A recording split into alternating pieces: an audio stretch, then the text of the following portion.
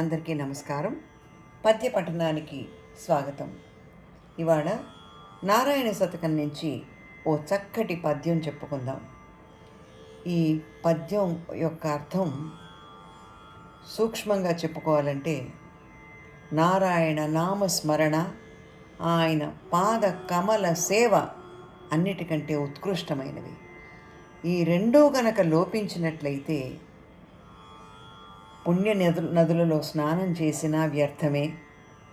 అది ఏనుగు మీద నీరు పోసినట్టే అవుతుందని, అలాగే మౌనంగా ఎంతసేపు జపం చేస్తూ కూర్చున్నా అది అరణ్య రోదనలా అయిపోతుందని, ఎన్ని హోమాలు చేసినా అవి బూడిదలో పోసిన పన్నీరేనని నారాయణ శతక పద్యం మనకి చెప్తోంది. అంటే భగవంతుడి యొక్క నామస్మరణ చిత్తశుద్ధిగా చేయటం పరమోత్కృష్టమైనటువంటి విషయం.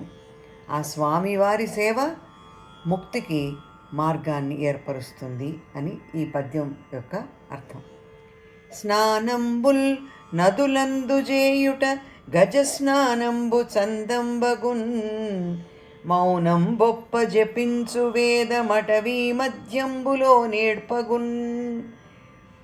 స్నానంబుల్ నదులందు చేయుట గజస్నానంబు చందంబగున్, మౌనం బొప్ప జపించు వేదము అటవీ మధ్యంబులో నేడ్పగున్.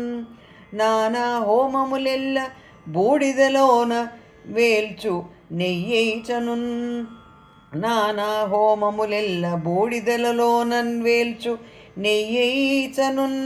నీ నామోక్తియు నీ పదాబ్జరతియున్, నీ నామోక్తియు నీ పదాబ్జరతియున్ లేకున్న నారాయణ. ఓ శ్రీమన్నారాయణ, నీ నామస్మరణ, నీ పాద కమల సేవ లేకపోతే గంగా గోదావరి వంటి పుణ్యనదీ స్నానాలు గజస్నానాల వలె నిష్ఫలమైపోతాయి. వేదాధ్యయనం అరణ్యరోధన అవుతుంది. నానా విధమైనటువంటి హోమాలు బూడిదలో పోసిన నెయ్యి వలె వ్యర్థమైపోతాయి నారాయణ. స్వస్తి.